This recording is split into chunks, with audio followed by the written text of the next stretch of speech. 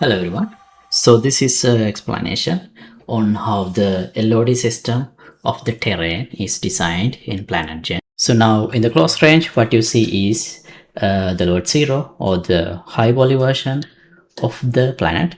If I go to the wireframe mode, now you see it's almost blue in the middle. This is the terrain. The outer shell is that's the atmosphere. So the almost blue means it has a very high density of a poly count. So let me go back here. Now if I press 2, this is just for demonstration purposes. You can see now there you have the LOD 1. If I press 1 again, this is only for demonstration purposes. You can see how it transition back to the LOD 0. So let me go back to LOD 1 and enable wireframe. Here, this is still, yeah, now you see what happened is, if I go back, now this is LOD 1. In the wireframe mode, you can see it's like this.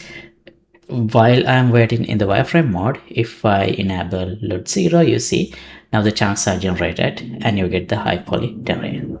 So yeah, that's basically what's happening, the demonstration.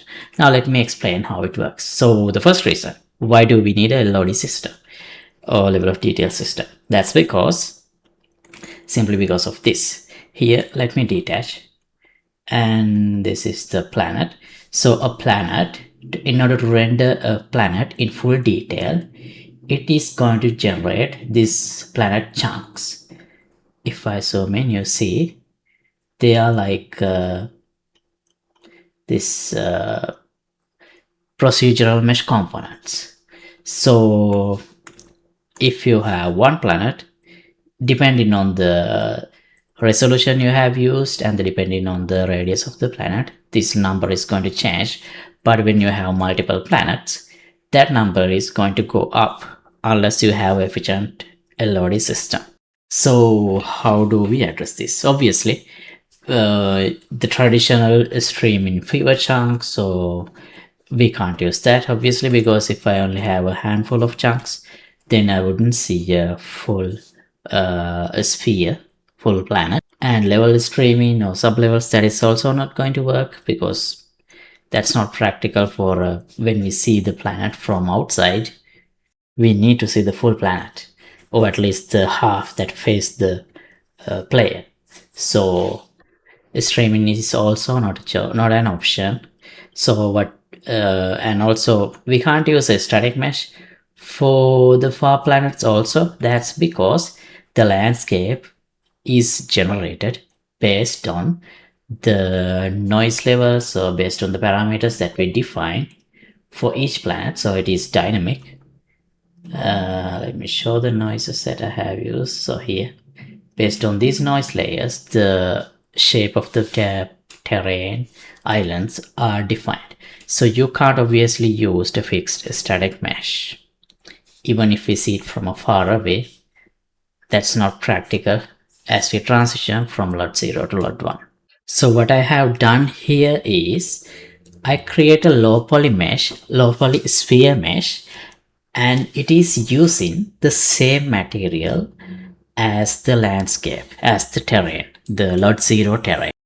And also, it is using the same noise layers, but under a very much lower resolution. So because of that, I get to keep the same, roughly the same shape.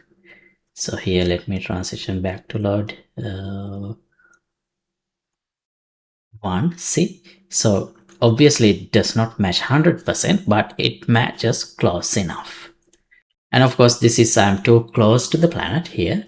So you can define how far you should sit when you want to make this transition happen from LOD 1 to LOD 0. And here for each planet, under LOD resolution, you can define the resolution that you use for the sphere, for the LOD 1. So depending on that, the accuracy of the terrain will be changed. So by doing that, you can completely eliminate this scenario where in a planetary system, you are likely to be close to only one planet because planets have a large distance between them. Because of that, you can only be close to only one planet. So only one planet, the closest planet, should only render in the higher LOD. So you will not run into this many number of factors or chunks problem.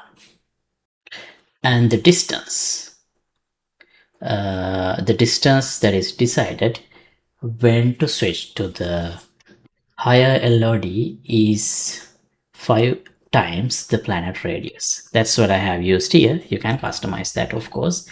But mainly the reason is, if it is a bigger planet, we should transition into the higher LOD from far away compared to the smaller planet, because what we need to consider is the distance from the surface, not the distance from the center. Because if it is a large planet, even though we are far away from the center, you might be much closer to the surface uh, where the terrain is. And also I have enabled a hysteresis as well to avoid jump in between LOD1 and LOD0 on a certain threshold, so that's not a desirable situation to have. And there is another additional detail that I have done here. So for example, it's not that clear here, but if I go back to LOD1, you see the mountains appear smoothly. It's not instantly snapping into the LOD1. So here what happens is intentionally the low resolution mesh of the LOD1 terrain, the low resolution terrain sphere, is set to cover the highest peak of the actual terrain, and then only after all the chunks are generated, the LOD1 sphere is contracted to submerge in the actual LOD0 terrain. So that's how I have achieved this smooth transition, and that does happen when it goes back as well. So that's why if I here you see, even though I have switched to LOD1, the LOD0 measures don't go away instantly. Only after the LOD1 is covered above the LOD0 terrain, it starts releasing the terrain chunks. So if I go back, see, now still it's covered, then it submerges. So yeah, that's about how the LOD system is implemented in PlanetGen. And in addition to that, there is a atmosphere LOD system as well in play, but I will not go into details of that right now. Maybe I'll introduce that in a different video, but that is already implemented into PlanetGen. So feel free to check it out. Documentation explains everything you need to know.